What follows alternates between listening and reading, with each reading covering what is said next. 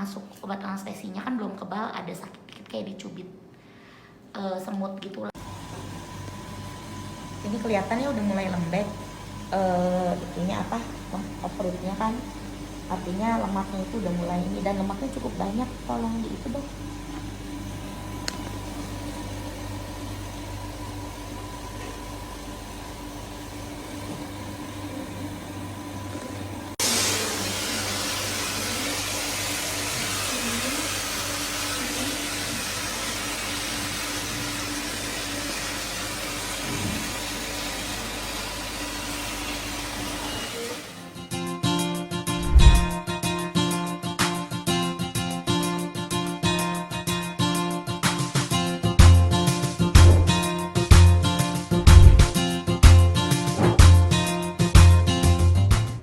Welcome back to my channel, Sharing is Caring. Kali ini aku akan membahas tentang liposuction atau sedot lemak yang disebut dengan ILA. ILA itu adalah Instant Liposuction Local Anesthesia. Jadi yang ngebedain antara ILA dengan liposuction adalah masalah di biusnya aja. Kalau ILA itu local anesthesia, jadi hanya kalau kayak aku di sini, jadi hanya bagian perut aja. Sedangkan kalau liposuction adalah kamu bius total gitu lah. Oke, sebelumnya kamu bisa lihat video ini pada saat aku konsul ke dokter. Ini kan bekas aku waktu pertama kali dulu kan pernah lipo. Nah, ini tuh karena kena korset jadi begini gitu loh. Ini bisa dibenerin nggak? Ini terus udah gitu kenapa sih bisa kayak gini? Apakah karena ada lemak yang lebih atau memangnya karena korset gitu? Jadi ini pengennya sih sekarang di lipo lagi atau diapain supaya ini jadi lurus gitu loh. Kan jelek banget sekarang kayak gini. Kulit ya, skin. Ini kulit. Ini superficial. Lemak tuh di sini ya semuanya. Ya, tapi kan ada superficial. Terus ini ada jaringan lagi. Terus ini ada deep. Oke, yang kalau di lipo nanti yang mengakibatkan kemarin itu kenapa? Sampai bisa. Nah, kalau di lipo itu yang diambil itu jaringannya lemak yang ini sampai yang ini. Terutama juga yang ini sih. Nggak atas. Kalau di enggak. Sebatas pokoknya sampai nggak terjadi di bawah. Oh. Ada batasan-batasannya. Oke. Kan dok ini kan gede banget sih, nggak ada pinggang. Tuh pengen ada pinggang dari belakang kan bisa diambilnya gitu. Tuh dari mana? Bisa kan jadi seperti Dari depan gitu. juga. Sini, di titiknya. Bisa dari sini. Oke. Oh dari sini nanti langsung Nah, ngambil. dari sini. Permisi. Oke. Ini dari sini. Nah, ini dari sini. Oh oke. Dari sini. Jadi nanti bisa sekalian nih. Kira itu 2 jam. Kamu udah lihat ya penjelasan dokter. Jadi perut aku tuh memang kayak ngelekuk gitu loh. Dan aku mau rata. Udah gitu bagian belakang aku juga mau abisin yang bagian pinggang di sini supaya lebih shaping. Yang nanti bakal dilipo ya. Jadi jajaran sini tadi aku disuruh gini nih. Serem banget ya. Ini minang ini. Terus kemudian kalau kuat ini di belakang area-areanya. Karena kan ini lokal anestesi. Jadi aku belum tahu tingkat kekuatan aku nahan sakit segimana. Kalau seandainya nggak sakit sih nggak ada masalah, aku mau langsung kerjain depan sama belakang. Ini lagi proses ngebersihin supaya steril. Jadi awal-awal tuh dikasih betadine dulu biar steril. Ini pertama kalinya aku dilipo, dioperasi dan live loh demi kalian ya. Udahlah ya. Aku sharing ya, because sharing is caring. Oke, bless me. Bentar lagi udah mau masuk ke operasi lipo, bukan operasi liposuction sedot lemak.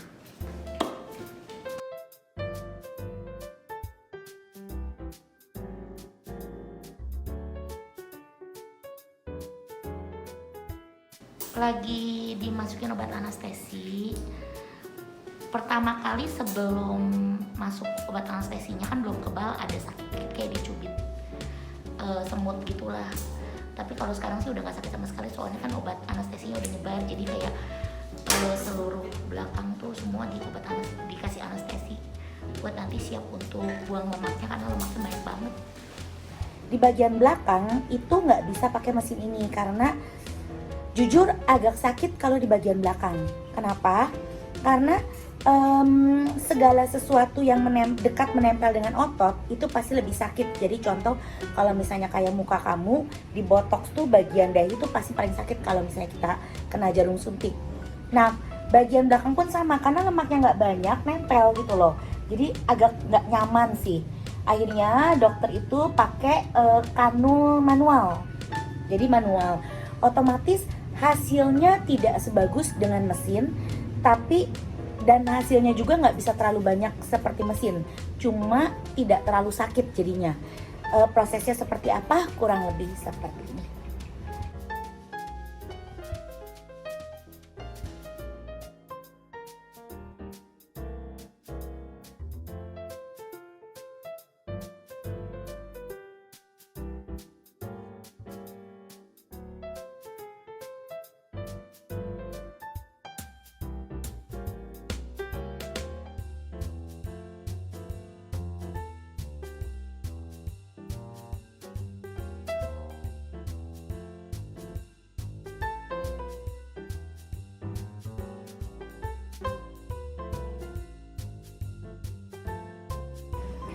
Yang membuat aku memilih kenapa di Klinik G karena mereka punya mesin yang bagus.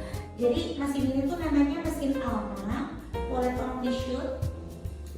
Mesin Alma bukan untuk promoin mesin ya. Jadi setelah aku Google tuh mesin ini tuh jadi dia untuk nyedot lemaknya itu lebih yang namanya mesin ya, anestesi, nyedot lemak dan sebagainya itu memang lebih pas gitu loh. Dan katanya sih nggak sesakit dulu, nggak terlalu sakit. Dulu waktu pertama kan aku memang manual jadi sakit banget, dan ini bisa dilakuin secara lokal anestesi. So bless me, hopefully jumlah uang yang aku bayarkan itu nggak sia-sia karena kebetulan memang pas aku dapat promo dan aku mau coba mesinnya. Seperti biasa pestanya itu selalu di aku. Mbak, aku boleh tanya nggak ini kelebihannya apa? Boleh tolong diterangin nggak? Boleh banget. Jadi untuk mesin kita yang ada di sini itu kelebihannya secara overall memang kita masuk penyedotan lemaknya itu semuanya otomatis. Jadi tidak yang dipompa atau tidak dengan menggunakan cara yang tradisional, tapi memang sudah dari mesinnya langsung yang menyedot. Jadi menyedotnya bisa dibilang sangat maksimal. Oh, Oke, lalu untuk anestesinya sendiri itu juga sudah langsung otomatis. Jadi nggak akan kebanyakan ya? Jadi nggak akan judulnya kebanyakan, nggak akan kekurangan. Jadi benar-benar rasanya bakal nyaman. Gara-gara dia dinawarin gue, jadi gue mau nih mesin nih. Ini proses buat yang perut bagian depan, yang belakang udah selesai, cuma ada sedikit di kiri kanan tadi aku lihat masih jebol. Nanti dibenerin lewat dari depan. Oke. Sakit? Gak terlalu kalau di depan tuh. Iya. Nah ini lagi Karena dimasukin lebih obat anestesi di bagian depan.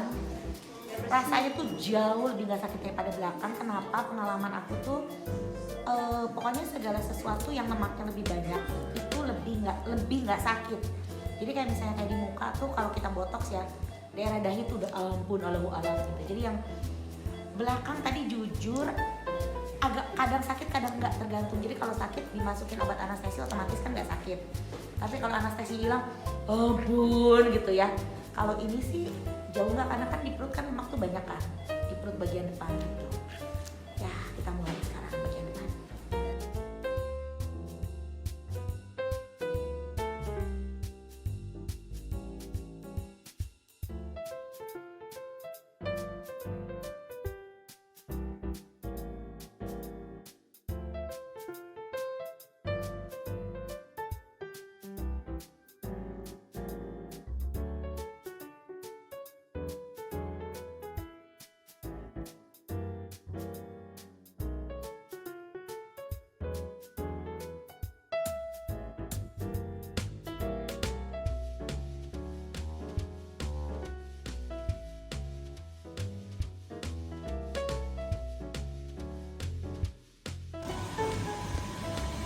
ini kelihatannya udah mulai lembek. Itunya apa? Perutnya kan, artinya lemaknya itu udah mulai ini, dan lemaknya cukup banyak.